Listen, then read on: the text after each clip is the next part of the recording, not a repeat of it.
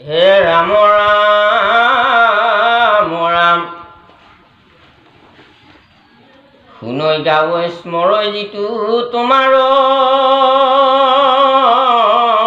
কথা কওঁ আনে কৰে কীৰ্তন প্ৰশংসে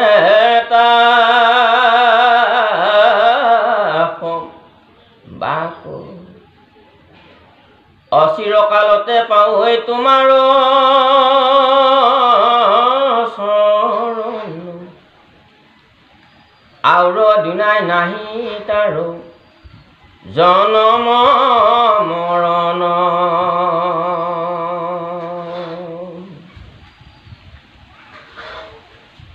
তুমি এৰিলা তই আমি মৃতক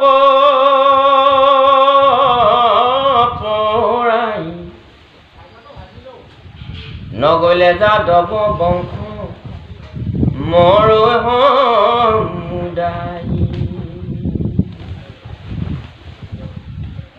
একো বুলিবা কমই নপাৰো সম্প্ৰতি যেন লাগে কৰা দেৱ অগতি ৰগতি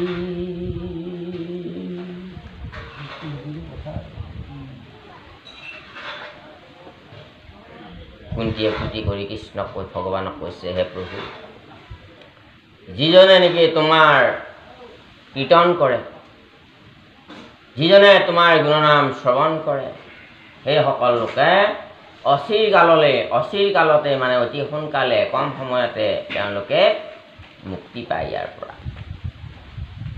তেওঁলোকে আনন্দ ধামলৈকে গুচি যায় তেওঁলোকে এই পৃথিৱীখন মৃত্যুভূমি ইয়াত বাৰে বাৰে জীৱ জন্মে আৰু বাৰে বাৰে মৃত্যু হয় জনম মৰণ ভুগি থাকে অত দুখ সহ্য কৰি কেতিয়াবা মানুহৰ দেহা কেতিয়াবা পশু পক্ষীৰ দেহা কেতিয়াবা গছ তৃণলতাৰ দেহা ৰোটেশ্যন হৈ থাকে বৰ দুখৰ দেহা এইবিলাক এই পৃথিৱীতে নৰকৰ নিচিনা বহুত জীৱ আছে দেখিলে ভয় লাগে দেখিলে ঘিণ লাগে সেইবিলাকো দেহা কৰ্মফলত জীৱই লাভ কৰি থাকে সেইকাৰণে এই চক্ৰখনৰ পৰা তোমাৰ চৰণ চিন্তা কৰা জীৱবিলাকে উদ্ধাৰ পাব পাৰে সোনকালে তুমি এনে ঈশ্বৰ আৰু এবাৰ যদি এই চক্ৰখনৰ পৰা উদ্ধাৰ পায় দুনাই আৰু সেই জীৱবিলাকৰ জনম মৰণ হৈ নাথাকে আৰু বৈকুণ্ঠৰ আনন্দ ধামলৈ গুচি যায় তেওঁলোক অমৰ সত্তালৈকে গুচি যায় শান্তিৰ সত্তালৈকে গুচি যায় এই পৃথিৱীখনত বিশ্বাস নাই এই পৃথিৱীখনত বিশ্বাস নাই এই সংসাৰত বিশ্বাস নাই সকলোৱে নিজৰ জীৱন সংগ্ৰামৰ কাৰণে নানান ধৰণৰ ৰাইজ আজি ভাৱৰীয়া দেখেই নাট ঘৰ কোনে কিবা ভাও ল'বা আহি সময় যে তাকৰ অলপ সময় এটা এটা ভাও কৰি আমি চলি আছোঁ কেৱল অনেক ধৰণৰ ইয়াত বিশ্বাসঘাতক হৈ গতিকে এই ইয়াৰ পৰা যাব লাগে য'ত নেকি বিশ্বাসযোগ্য ঠাই য'ত পুৰা নিৰাপত্তা আছে য'ত মহান আত্মাৰ শান্তি আছে য'ত নেকি দুখ নাই সুখেৰে ভৰা য'ত ঘৃণা নাই য'ত প্ৰেম আছে আনন্দ আছে মৰম চেনেহেৰে ভৰা তালৈকে যাব পাৰি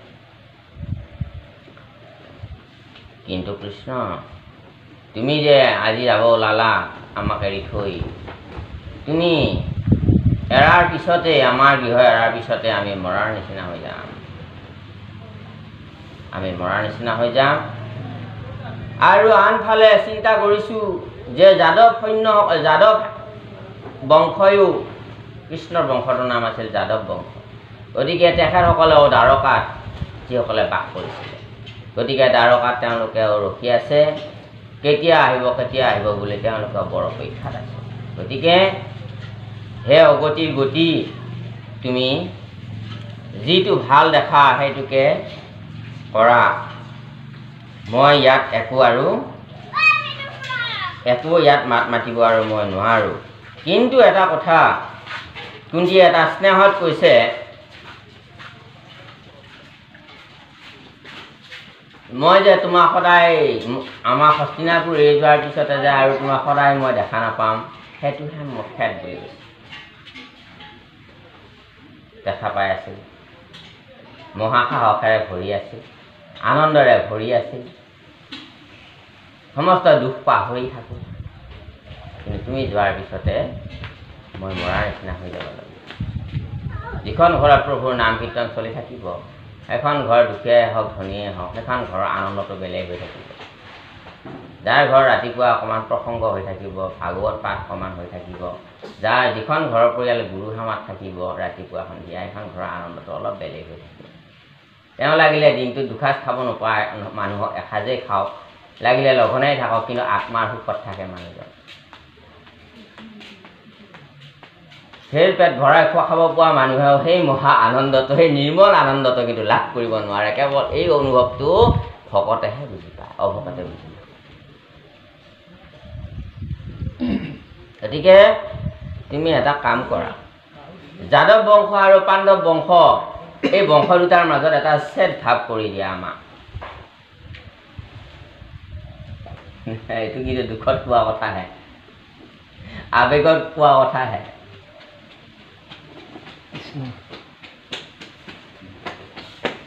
আন দেৱ ধৰ্ম তন যাওক মতি, তোমাতক ৰুহো মাত্ৰ নিৰন্তৰে ৰুতি।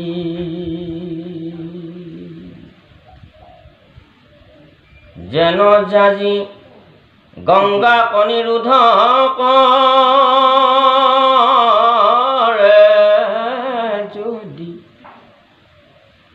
সাগৰত পৰয়ত থাপি দেৱ নদী। সেইমতে বিহিকো নগনি মোৰ সদায় স্মৰক মাত্ৰ তোমাৰ চৰণ। খালি মোক এটা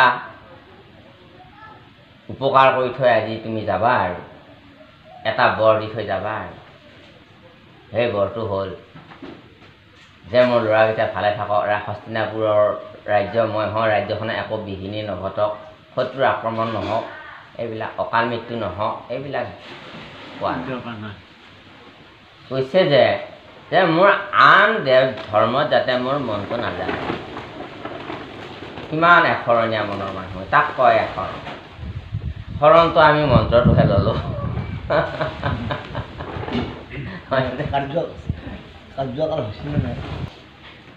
সদায় আপুনি নীতি নিয়ম আৰু ধৰ্মৰ মাৰ্গটোত কিবাকে যত্ন কৰি আপুনি স্থিৰ হৈ থাককচোন।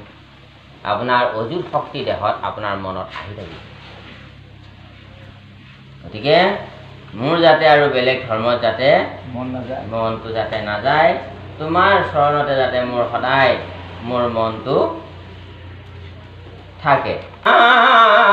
মৰাম যেন জাজি গংগা অনিৰোধক যদি, সাগৰত পৰয়ত থাপি দেৱ নদী।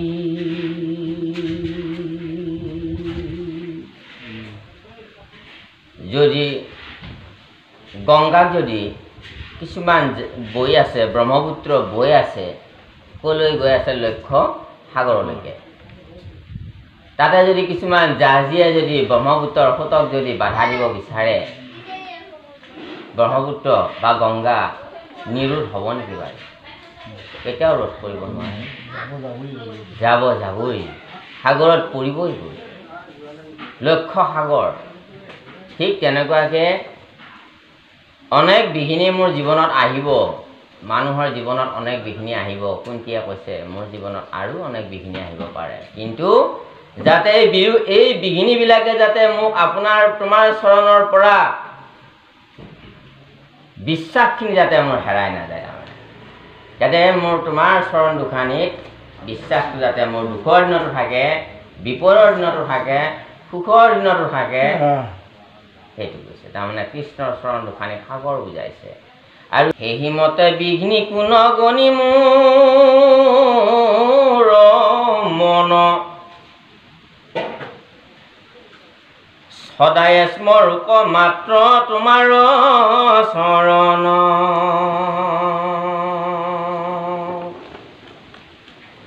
ইয়াত আৰু এটা কথা আছে যে সাগৰত পৰয় তথাপি দেৱনদী বুলি কৈছে। দেৱনদী বুলি কৈছে। ভগৱান কৃষ্ণ হ'ল সৃষ্টিৰ স্থিতি আৰু লয়ৰ এক প্ৰধান কাৰণ। তেওঁৰ পৰাই সৃষ্টি হৈছে আৰু তেওঁতেই লয় হয় আৰু তেওঁৰ গৰ্ভতেই এই 14 ব্ৰহ্মাণ্ড, সূৰ্য চন্দ্ৰ বায়ু সৌৰজগত পৃথিৱী অনন্ত কোটি ব্ৰহ্মাণ্ড, আমি নাজানাকৈ কিছু আৰু ব্ৰহ্মাণ্ড লুকাই আছে বোলে। সেই ব্ৰহ্মাণ্ডবিলাকৰো ভগৱানৰ গৰ্ভতে আছে বুলি কৈছে। তেওঁৱে সৃষ্টি কৰিছে আৰু সেইকাৰণে ভগৱানক সাগৰৰ লগত তুলনা কৰিছে। আৰু যিসকল ভগৱন্তৰ গৰ্ভত দেৱতাসকল আছে, দেৱীসকল আছে, সকামী মানুহবিলাকে তাক পূজা কৰে, কিন্তু এটা সময়ত কি হয়, সেই দেৱ দেৱীসকলো গৈ সৃষ্টিৰ শেষত যেতিয়া প্ৰলয় আহে, কেৱল আকৌ এই উৰণ বুৰণ গজন ভ্ৰমণ সাগৰ ভৈয়াম সমস্ত এই সৌৰজগত সূৰ্যলোক চন্দ্ৰলোক বায়ুলোক সমস্ত লোক, সেই ভগৱন্তৰ এই পৃথিৱী সাগৰ মহাসাগৰ আকাশ পোহৰ পাহাৰ পৰ্বত সমস্তবিলাকে কি কৰে, সেই ভগৱন্তৰ গৰ্ভতে আকৌ লীন হৈ যায়গৈ। গতিকে সেইকাৰণে ভগৱানক সাগৰ বুলি কৈছে। আৰু এই দেৱ দেৱীবিলাকক যে কাম্য কৰ্ম কৰা ব্যক্তিসকলে উপাসনা কৰা সেই দেৱ দেৱীবিলাকক তাৰ নদীৰ লগত তুলনা কৰিছে। গতিকে সেইকাৰণে ভগৱান কৃষ্ণই সাগৰে কি কৰে, ইমান নদীৰ পানীবিলাক গৈ গৈ নিৰন্তৰে সাগৰত পৰি আছে। ব্ৰহ্মপুত্ৰ এতিয়া কিমান বিশাল নদী, গংগা যমুনা সৰস্বতী গোদাবৰী আৰু কত কত নদী আছে, নিৰন্তৰে গৈ সাগৰত পানী পৰি আছে, সাগৰত ঢৌ উঠলি আছে, কিন্তু সাগৰে কিনাৰ নাভাঙে। কিন্তু বাৰিষা নদীত অলপ পানী আহি যায়, নদীয়েনো মানুহৰ মথাৰি চথাৰি ভাঙি মানুহৰ ঘৰ দুৱাৰ একে নষ্ট কৰি আলাই আথানি কৰি থৈ যায়। ভগৱান কৰোণা সাগৰ, এই সাগৰ হ'ল ভগৱান কৃষ্ণ। তেওঁ কিনাৰ নাভাঙে, নিৰহংকাৰী সাগৰ, আনৰ অন্যায় নকৰে সাগৰে। ভগৱান তেনেকুৱা কৰোণা সাগৰ, ঐশ্বৰ্য সম্পত্তিৰ মালিক হৈও অপাৰ পানীৰ অধিকাৰী হৈও সাগৰে কিনাৰ নাভাঙে। সমস্ত শক্তিৰ অধিকাৰী হৈও ভগৱানে কাৰো অন্যায় নকৰে। কাকো ধনী দুখীয়া বুলি ভাল দেখা বেয়া দেখা বুলি কোনো স্বাৰ্থ নাৰাখে। জীৱবিলাকৰ নিজৰ কৰ্মৰ ফল দি নিজৰ কৰ্মফলটো জীৱ কেৱল ভোগ কৰি থাকে। তাতে ভগৱানে হস্তক্ষেপ নকৰে। আমাৰ মানুহবিলাকে কয় যে ভাগ্য বেয়া, মোৰ ভাগ্যৰ কাৰণে এইটো হ'ল, হয়, কিন্তু ভাগ্যৰ কাৰণে হৈছে। ভাগ্যটো হ'ল কপালৰ লিখন বুলি কয় শাস্ত্ৰত। আৰু সেই কপালৰ লিখনটো এইটো যে নিজে কৰি অহা কৰ্মখিনিৰ ফল কেৱল আপোনাৰ লিখি থৈ গ'ল, সেইখিনি আকৌ আপুনি সুখ দুখ ভোগ কৰিব লাগে। তাতে ভগৱানে আপোনাক হস্তক্ষেপ নকৰে। আপোনাৰ পক্ষপাত কৰে ভকতৰ, কিন্তু ভকতৰ পক্ষপাত কৰে। কেনেকৈ পক্ষপাত কৰে? যে ভকতৰ পক্ষপাত এনেকৈ কৰে যে প্ৰহ্লাদৰ পক্ষপাত কৰিছে ভগৱানে। তেওঁৰ যদি পক্ষ লয়, ভকতৰ পক্ষ তেওঁ ল'ব। ভকতৰ পক্ষ আমি যদি যাওঁ ভাবোঁ, তেওঁ ভাবো আমাৰ কাৰণে। নিশ্চয় নিশ্চয়। সেইটোৱে কাৰণ ভকতজন সদায় লোকৰ হিতৰ কাৰণে তেওঁলোকে জগতত জীয়াই থাকে, লোকৰ কল্যাণৰ কাৰণে জীয়াই থাকে। আৰু যিসকল নেকি সাধাৰণ ভকত আছে, সেই সাধাৰণ ভকতখিনিয়ে তেওঁলোকেও আনৰ কল্যাণ আৰু উপকাৰ কৰিব নোৱাৰিলেও আনক অপকাৰ নকৰাকৈ জীয়াই থাকে। মই জীয়াই থাকিবৰ কাৰণে কাৰোবাৰ এজনক দুখ দি জীয়াই থকাৰ মানসিকতা ভকতৰ নাথাকে। ফলত ভগৱানৰ প্ৰিয় হৈ যায়। ভগৱানে সেইটোৱে বিচাৰে যে মই সৃষ্টিখন কৰিলোঁ, লোকজগত শান্তিয়ে থাকক। মানুহক জ্ঞান দিব পাৰিলে জগতত শান্তি আহিব। সেইকাৰণে তেখেতে জয় বিজয় বৈকুণ্ঠৰ পৰা নমাই আনিছে। সেইটো তেওঁৰ চলনাহে আছিল। চাৰি সিদ্ধৰ যোগেদি জয় বিজয় অভিশাপটো ভগৱানেহে দিয়াইছে। কিয় দিয়াইছে? ইয়াত প্ৰশ্ন আছে যে বৈকুণ্ঠত থকা মানুহৰ কেনেকৈ খং উঠিব পাৰে? বেটেৰী যে দুৱাৰখনত ঠেলি দিলে যে আপুনি সোমাব বুলি, সেইটোতো তাতে নিয়মে নাই। ক'ৰ পৰা আহি গ'ল সেই মানসিকতাটো? যিটো বৈকুণ্ঠত নিয়মে নাই, ইমান বছৰ কৰাই নাই তেওঁলোকে, ইমান সাধক আছিল তেওঁলোকে বৈকুণ্ঠপ্ৰাপ্ত হৈ গৈছে জয় বিজয়ে। এই চলনাটো কাৰ? চলনাটো এইকাৰণে কৰিছে ভগৱানে। চলনাটো বেয়া নেকি বাৰু? বেয়া নহয়। চলনাটো এইটো যে লোকক দেখুৱাব লাগিব ধৰ্মৰ মাৰ্গ। কোনেৰে দেখুৱাব? খেল এখন দেখুৱাব লাগিলে সেই বিষয়টোৰ ওপৰত বহুত পাৰ্গত মানুহ লাগিব, তেতিয়াহে খেল ভাল জমিব। গতিকে ভকতসকল অতি আধ্যাত্মিক জ্ঞানী, ভকতসকল টিকালজ্ঞ জানে, সেইকাৰণে ভকতক লৈ আহিছে না আমি পৃথিৱীত যাব লাগিব। এতিয়াতো বৈকুণ্ঠৰ পৰাতো, বৈকুণ্ঠত মানুহ গ'লেতো দুনিয়াত ঘূৰি নাহে। দুনিয়াত ঘূৰি নহা ঠাইৰ পৰা জয় বিজয় কেনেকৈ ঘূৰি আহে?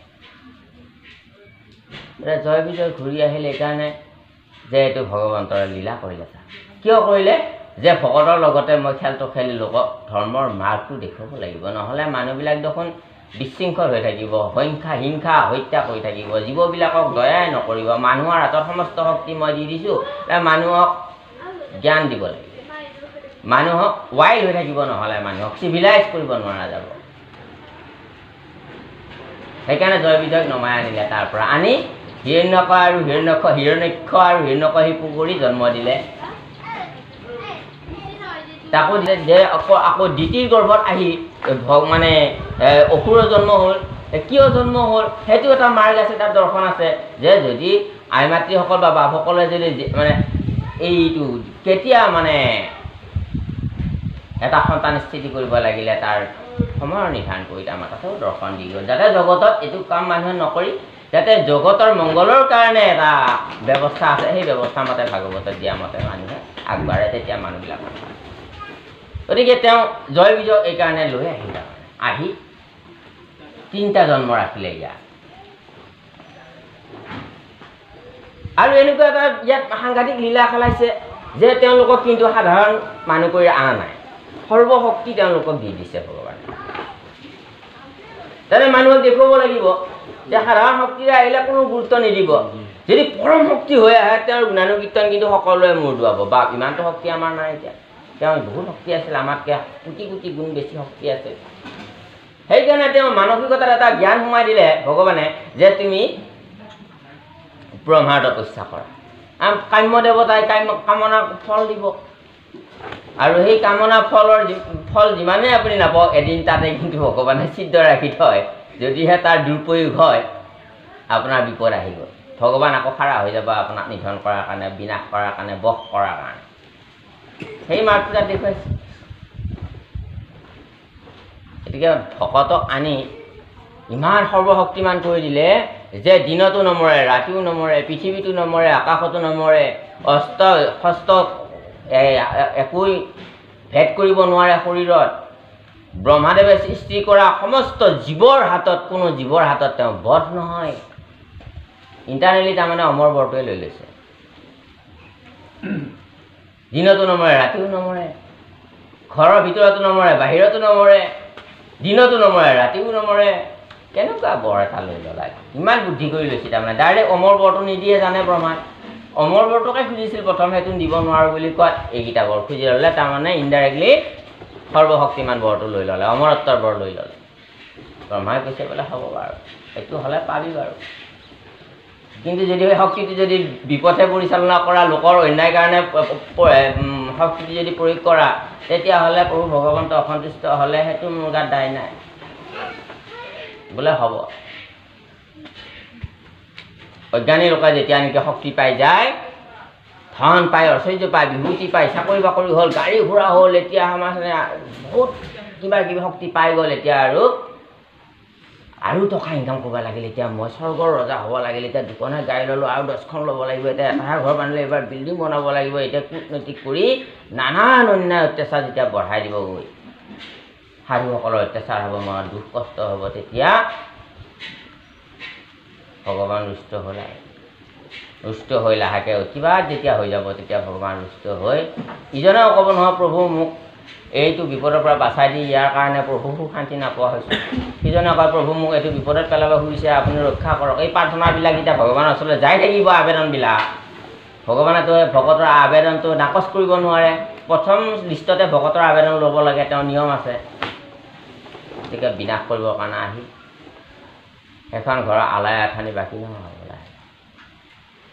বস কৰিব লাগিব নানান চিন্তাই ভাৱনা একদম থাকিল সম্পত্তি থাকিল কি কিন্তু ক'তো সুখ নাই মনত এনেকুৱা চিন্তাত পেলাই দিব এতিয়া মূৰটোলৈকে কৰি থাক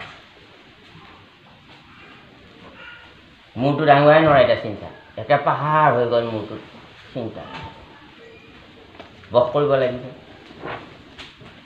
অনেক বস্তু বেমাৰ ব্যাধিকে আদি কৰি অশান্তিকে আদি কৰি পৰিয়ালৰ বিশৃংখলকে আনি কৰি চাৰিওফালৰ পৰা তাৰমানে দমন কৰি দিব ভগৱানে গতিকে সেইকাৰণে শক্তি পোৱাটো ভাল সেইটো শক্তিটো ভাল জেগাত প্ৰয়োগ কৰিব লাগে লোকৰ উপকাৰৰ কাৰণে জীৱৰ কল্যাণৰ কাৰণে প্ৰয়োগ কৰিব লাগে আমাৰ অসমত জীৱবিলাক কেৱল হত্যা কৰা হয় জীৱবিলাক প্ৰাণ লোৱা হয় কিন্তু আপুনি এতিয়া উত্তৰ প্ৰদেশ যাওক আপুনি জগন্নাথ আপুনি যাওক বা আপুনি বৃন্দাবন মথুৰা এইবিলাকত যাওক ৰাতি চাকৰিলৈ যোৱা মানুহবিলাকে গাড়ীখন ৰাখি আধা কেজি 1 কেজি মগু কিনি বুট কিনি এই পাৰ চৰাইবিলাক তাতে মুক্তভাৱে ঘূৰি ফুৰে কোনেও নামাৰে বনৰীয়া পাৰ চৰাই লাখ হাজাৰ হাজাৰ পাৰ চৰাই শ দিয়া আহে ধুনীয়াকৈ দি থৈ মা মগু দি থৈ চাকৰিলৈ গুচি গ'ল দিনটো তাৰমানে শান্তি পালা মনটো জীৱকেইটাক খুৱাই থৈ গ'ল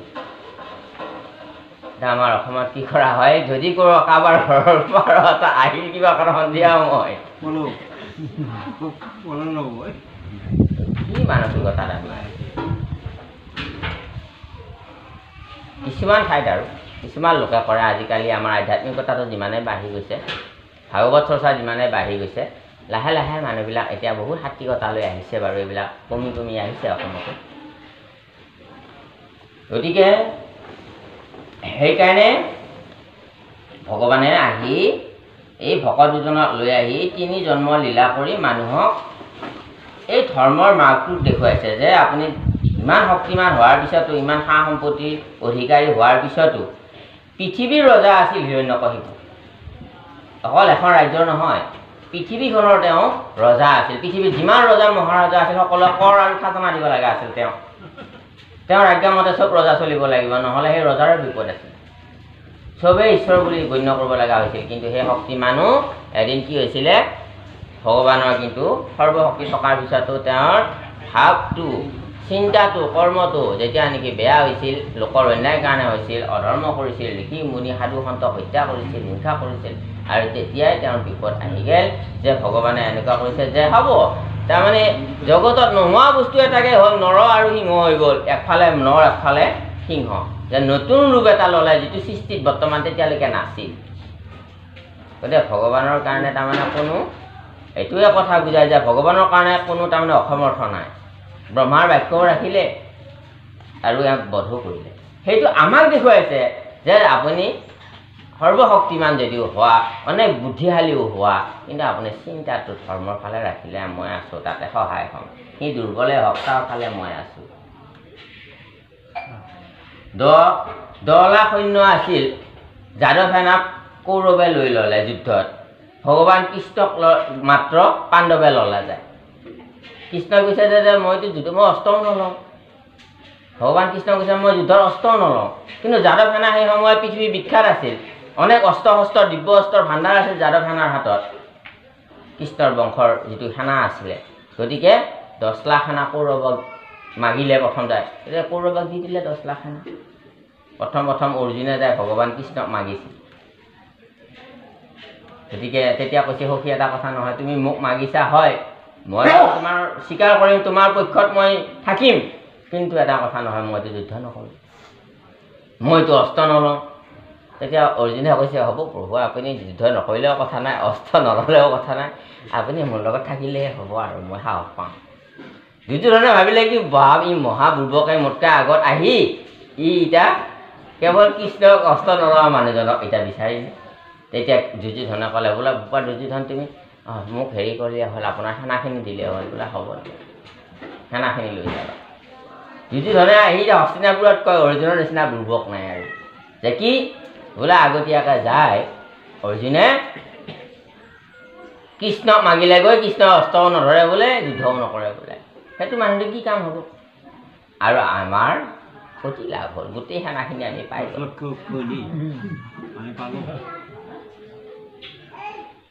তেতিয়া গান্ধাৰীয়ে কৈছিল অৰ্জুন বুৰ্বক নহয়, অৰ্জুন বুৰ্বক বুলি নাভাবিবা।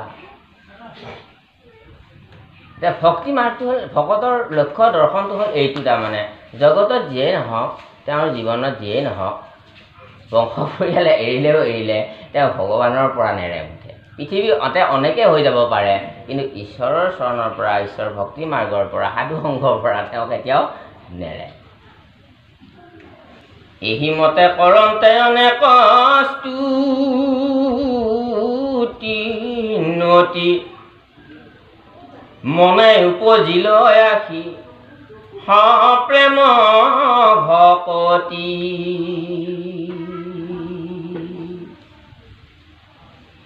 শিহৰি শৰীৰ নিৰ বহে অবিশ্ৰান্ত, কৃষ্ণৰ আগত পৰি কুন্তি কান্দিলন্ত।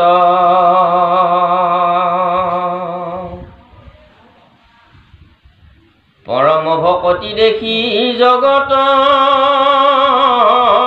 নিবাস, এহি হৌক বুলি হাসি কৰিলা ৱাচাস।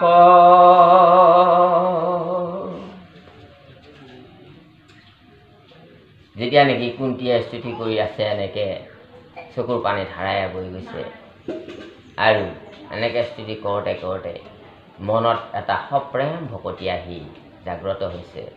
কুন্তীয়ে একো ক'ব পৰা নাই, কেৱল ধাৰাই চকুৰ পানী ওলাই আছে, গদ গদ বাক্যৰে কেৱল স্তুতি কৰি আছে। আৰু তেতিয়া সমস্ত শৰীৰ শিহৰণ হৈ উঠিছে, আৰু এই পৰম ভক্তি দেখি প্ৰভু জগন্নাথ কৃষ্ণই তেতিয়া কৈছে, হ'ব দিয়া বাৰু পেহী, মই বাৰু ঠিকে আছে, তোমাৰটোৱে হওক বুলি লাহেকৈ এটা মিচিকিয়া হাঁহি মাৰি কৃষ্ণই এই নজাই বুঢ়া ৰকা বুলি পালতিলা দুনাই মান্য বুজিয়া কুন্তি কয়া গৰি। আজি আৰু দ্বাৰকালৈ যোৱা নহ'ব আৰু সিদিনাখন আৰু নাই, আকৌ সিদিনাখনে আকৌ বাটৰ পৰা ঘূৰি গ'ল আৰু ঘৰলৈকে, কুন্তি ঘৰলৈকে। কুন্তি আগে আগে ভগৱান পিছে পিছে,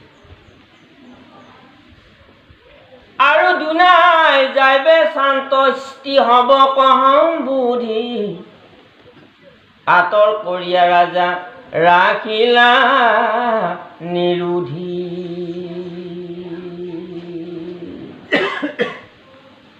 যাই তাতে কৈ আকৌ ভিতৰত যাই ক'লে বোলে মই যাবই লাগিছিল, দ্বাৰকাবাসী খুব অপেক্ষাত আছে। তেতিয়া যুধিষ্ঠিৰে দেখা পাই আকৌ বাধা দিলে,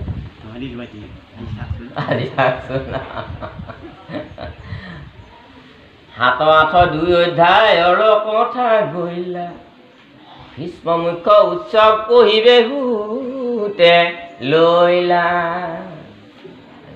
এতিয়া ভীষ্ম মুখ্য উৎসৱ আহি গ'ল আৰু এতিয়াতো পিতামহ ভীষ্ম হৰসজ্জাত পৰি আছে। এতিয়া সেই হৰসজ্জাৰ হৰৰ ঘাৱত চাৰিওফালে ফাটি ফুটি যোৱা অসংখ্য হৰে এতিয়া চালনীখনহে দেহটো এনেকুৱা পৰি আছে। যেন আকাশৰ পৰা নক্ষত্ৰ এটাহে পৃথিৱীত সৰি পৰিছে।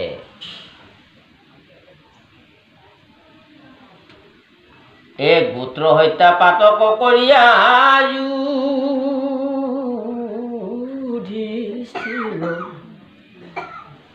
মাধৱৰ প্ৰভুধে নহৈল স্থিৰ, অধিক বুলন্ত কৰি কৃষ্ণক বিষাত, বুজিলো সমস্তে তোমাৰো পুতনাত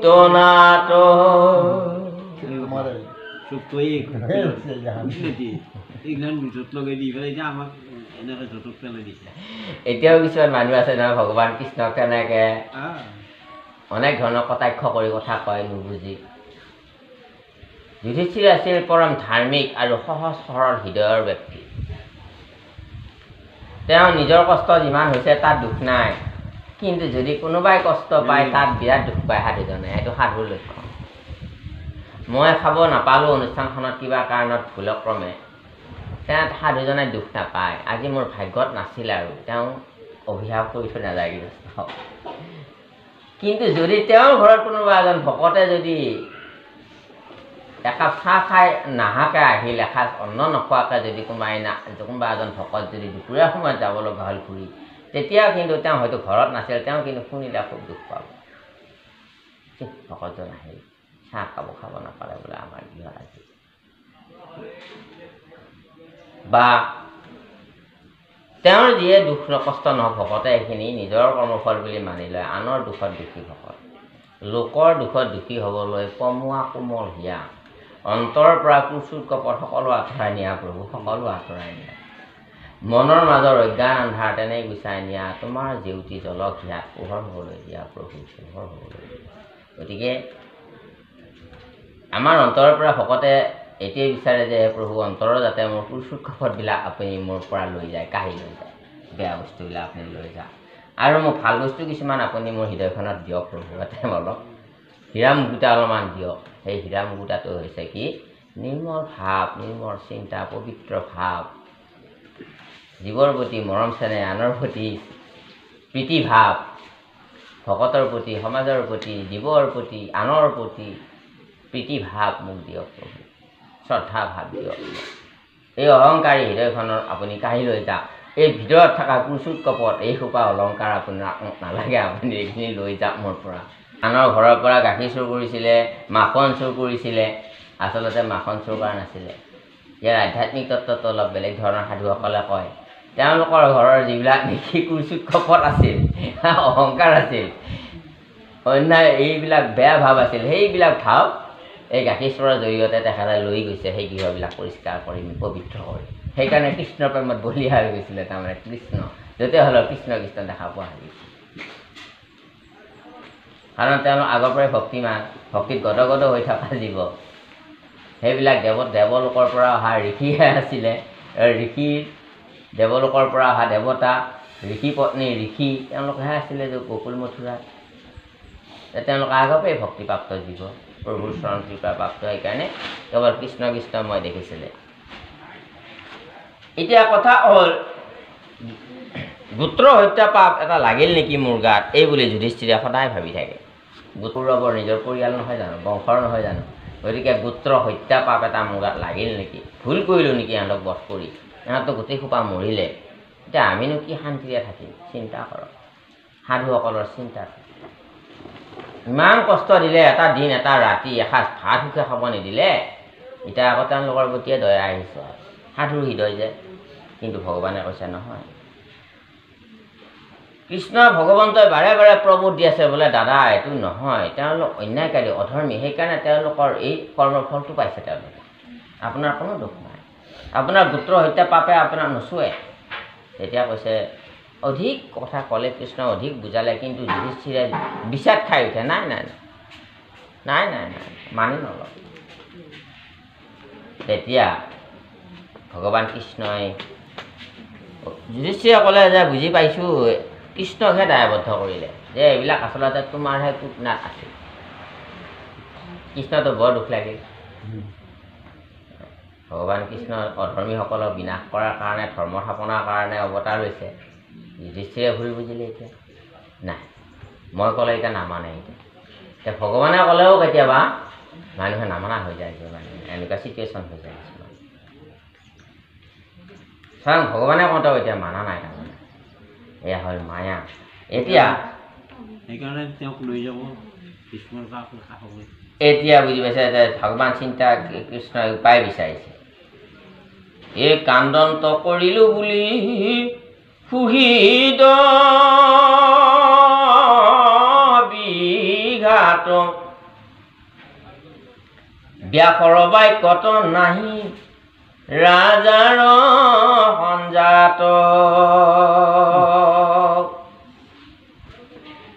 অহন্ত যতে অযোগ্য যুগ প্ৰায় চিত্ত নাহি শান্তি তথাপিতো নিপতি ৰচিত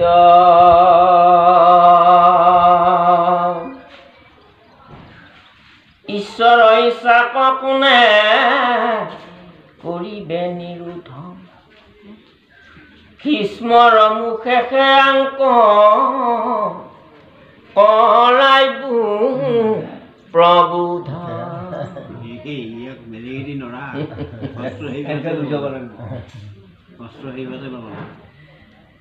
হেন মনে মানিলন্ত ঈশ্বৰ মাধৱে গৈলা কুৰুক্ষেত্ৰক পাণ্ডৱ বান্ধৱে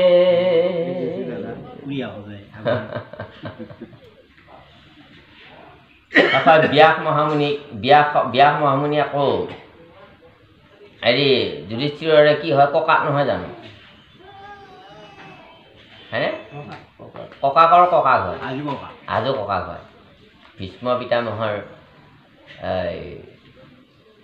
দেউতাক হ'ল ইফালে শান্তনু ৰজা গংগা আকৌ ইফালে বিচিত্ৰ বিজয় পুত্ৰ দেউতাক হ'ল ব্যাসমুনি গতিকে এওঁলোকৰ আজু ককাক হয় এতিয়া ব্যাস মহামুনি সৰ্বশাস্ত্ৰজ্ঞ যি নেকি লিখিছে বেদৰ শাখা কৰিছে এই ভাগৱত পুৰাণ ব্যাস মহামুনিয়ে লিখিছে এনেহান পণ্ডিত আৰু ইমান জ্ঞানী আৰু কৃষ্ণক সাক্ষাৎ কৰিব পৰা এজন মহাভকত ইমান পণ্ডিতজনেও কৈছে যে যুধিষ্ঠিৰক এইটো তুমি কৃষ্ণক ভুল নুবুজিবা তুমি এইটো ভুল বুজিছা সিহঁতৰ কোনোদিনে ভাল চিন্তাই নাছিল কোনোদিনে ভাল কথা মনত ভবাই নাছিল কোনোদিনে আনক সুখ লগা এটা কথাকেই কোৱা নাছিল কোনোদিনা আনক সুখ দিয়া এটা কৰ্ম তেওঁলোকে কৰা নাছিল কেৱল হিংসা অন্যায় অত্যাচাৰ ব্যভিচাৰ অন্যায় মিছা এইবিলাকেই আছিল তেওঁলোকৰ ধৰ্ম সেইকাৰণে তেওঁলোকে নিজৰ কৰ্মৰ ফল ভোগ কৰিছিল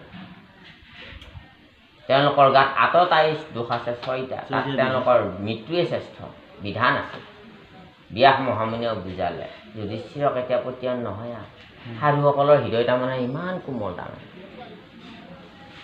এতিয়া ভগৱন্তই ভাবিলে কাৰ ওচৰত নিলে বাৰু মই কাৰ মুখেদি ক'লে বিশ্বাস কৰিব পাৰিম ব্যাসে যেতিয়া হাৰ মানিলে এতিয়া প্ৰভুৰ মনত আহিল পিতামহ ভীষ্মৰ কথা যুধিষ্ঠিৰে প্ৰতিটো কথা কিন্তু বিশ্বাস হ'ল গতিকে তেওঁক আৰু বিশ্বাস কৰে আৰু দৃঢ়ভাৱে তেওঁৰ ওচৰতে লৈ যোৱা ভাল হ'ব এই বুলি কুৰুক্ষেত্ৰত য'ত নেকি হস্তিনাপুৰৰ পৰা কুৰুক্ষেত্ৰলৈকে পাণ্ডৱ সবান্ধৱে দ্ৰৌপদী আদিকে কুন্তি আদিকে পাণ্ডৱ আৰু কৃষ্ণ গোটেইকেইজনে তালৈকে যাবলৈ ওলাল কৃষ্ণই তাৰমানে লৈ গ'ল আৰু কুন্তি আদি কৰি নাৰী হব গৈলা লৰি মহাভাগৱত ভীষ্ম জয়তে আছে পৰি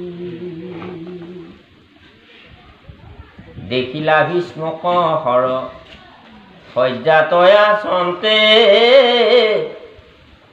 যেন পুৰন্দৰ পাত ভৈলা স্বৰ্গহান্তে যেতিয়া সকলোৱে যায় পিতামহ ভীষ্মৰ ওচৰত যেতিয়া পাইছে দূৰৰ পৰাই দেখিছে যেন স্বৰ্গৰ পৰা যেন ৰজা ইন্দ্ৰহে আহি এটা যেন মাটিত পৰি আছে এনেকুৱাকৈ অচল হৈ এনেকুৱাকৈ পিতামহ ভীষ্ম এটা সৰসজ্যাত নিহাকৈ পৰি আছে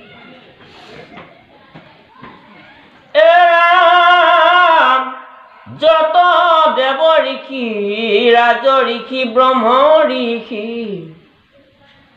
নাৰদ প্ৰমুখ্যে তৈতে মিলিলা হৰিষি ব্যাস শুক বশিষ্ঠ প্ৰমুখ্যে ঋষি ৰাজ ভীষ্মৰ আগত বহি পাতিলা সমাজ আজি একান্ত ভকত এজনৰ যদি কেতিয়াবা দুৰ্গতি হয়, নৰিয়াত পৰি থাকে, ক'তো উঠিব নোৱাৰা অৱস্থা, তেওঁৰ ভক্তিৰ গুণতেই ভাল ভাল ভকত বৈষ্ণৱসকল, গুণী জ্ঞানীসকল, বিজ্ঞ ভকতসকল, ব্যক্তিসকল আহি তেওঁৰ ঘৰত উপস্থিত হ'ব। হয়তো কিছু সময় সভা পাতি তেওঁলোকে বহি ল'ব, পৰিয়ালটো সন্তোষ দিব, আনন্দ দিব কাৰণে। ঠিক তেনেকুৱাকৈ পিতামহ ভীষ্মৰ যি নেকি গুণ আছিল, গৰিমা আছিল, ঈশ্বৰ কৃষ্ণৰ একান্ত ভক্ত আছিল, তেওঁৰ গৰিমা, ত্যাগ, মহানতা, উদাৰতা, এই ভাল গুণবিলাকে জগতত গোটেই বিশ্বব্যাপী গৈছে। আৰু সেইকাৰণে ব্ৰহ্ম ঋষি আহিছে, ৰাজ ঋষি আহিছে, আৰু দেৱ ঋষি নাৰদকে প্ৰমুখ্য কৰি ব্যাস, বশিষ্ঠ, শুকমুনি, একে ডাঙৰ ডাঙৰ যিসকল নেকি শাস্ত্ৰজ্ঞ ব্যক্তি, গণ্য মান্য সেই সময়ৰ, তেওঁলোকৰ পিতামহ ভীষ্মৰ ওচৰত আহি সমস্তই আহি সভা পাতি বহি আছে। মাজতে পিতামহ ভীষ্ম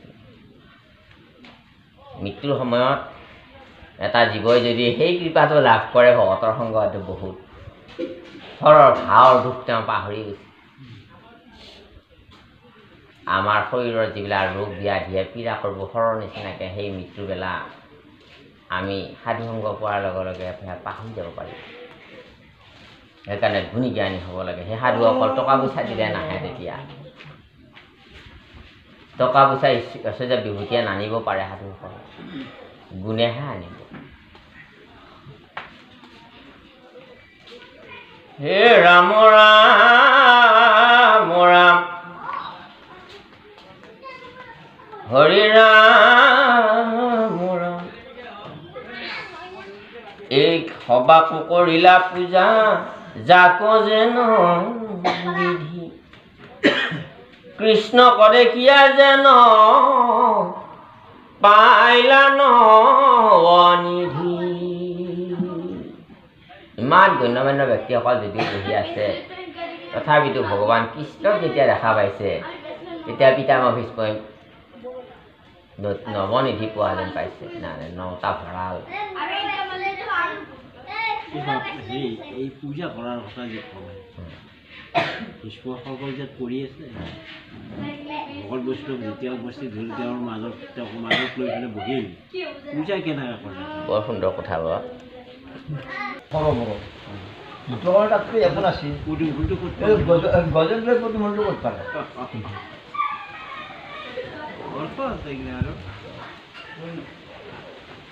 তাৰমানে এই পদুমফুলটোৰ অৰ্থ হৈছে নাম, প্ৰভুৰ নাম। শংখ চক্ৰ গদা পদ্ম, এই চাৰিটা বস্তু, চাৰিটা এই গুৰুদেৱ নাম ভকত। আৰু আনফালে প্ৰভু নাম লৈছিলে, নামে উদ্ধাৰ কৰে বিপদৰ বেলা। এদিন ৰূপ ধ্যান কৰি আছে আৰু কেইজনমানে নাম লৈ আছে। তেতিয়া দুজনমান ভকতে সেই ৰূপ ধ্যান কৰা ভকতকেইজনক কৈছে যে এইটো ৰূপ ধ্যান কৰা সময় নহয়, এইটো নাম লোৱা সময়। সংকটৰ সময়ত নাম সকলোতকৈ শ্ৰেষ্ঠ বুলি কৈছে ৰূপ ধ্যানতকৈ। যেতিয়া আপুনি নাম ল'ব নোৱাৰিব কণ্ঠৰে, সেইটো আকৌ বেলেগ। তেতিয়া আপুনি হৃদয়তে ৰূপ ধ্যান কৰক, নাম লোৱা সময় আকৌ সেইটো পাই যাব, আকৌ নাম লোৱা সমানে পাই যাব। কিন্তু দুটাই কৰিব লাগে। কিন্তু এইটো কিয় কৰিছে, তাৰমানে যে অতি বিপদ আহিলে আপুনি নাম লওক, অতি বিপদ নাম। সেইকাৰণে সেই পদুমফুলটো নাম, কাৰণ পদুমফুল নামৰ প্ৰতীক। আনফালে ভকতজনৰ কি দিছে প্ৰভু? পদুমফুল দিছে। পদুমফুলটো কি বস্তু? শুভ্ৰ বস্তু, সুগন্ধিত শুভ্ৰ বস্তু, নিষ্কাম বস্তু। মনৰ পবিত্ৰ ভাৱ লাগে ভগৱানক। যদুৰাই কি দিব, যাদৱৰাই কি দিব, মাধৱৰাই ব্ৰহ্মাণ্ডৰ ভিতৰত যত বস্তু আছে সমস্তে তোমাতে পায়। কি দিব আসন বসন, যাৰ গুৰুৰ বাহন। গতিকে ভগৱান আমি কি দিব পাৰোঁ? ঈশ্বৰৰ চব।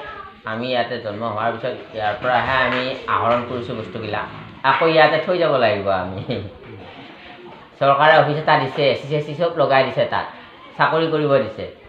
কিন্তু আপুনি ৰিটায়াৰ হোৱাৰ পিছদিনাখনৰ পৰা আৰু তাতে আৰু আপোনাৰ সেইটো স্থায়ী নহয়, আৰু সেইটো চৰকাৰৰ বস্তু আপুনি এৰি দি থৈ আপুনি আহক কোৱাটাৰো এৰি দিব লাগিব। সেইদিনাখন অফিচো এৰি দিব লাগিব, কোৱাটাৰো এৰি দি থৈ ঘৰত আহিব লাগিব আপোনাৰ স্থানত। আমিও ঠিক তেনেকুৱাকৈ ইয়াতে আছোঁ, ইয়াতে আহৰণ কৰিছোঁ, আৰু ইয়াৰ পৰা আমি গুচি যাবৰ দিনাখন ইয়াতে থৈ যাব লাগিব, কাৰণ আহৰণটো ইয়াতে আছিলে। মোৰ বুলি ভবাতে ভ্ৰম। সেইকাৰণে ভকতৰ কাৰণে মোৰ বুলি বস্তু একো নাথাকে। ৰাম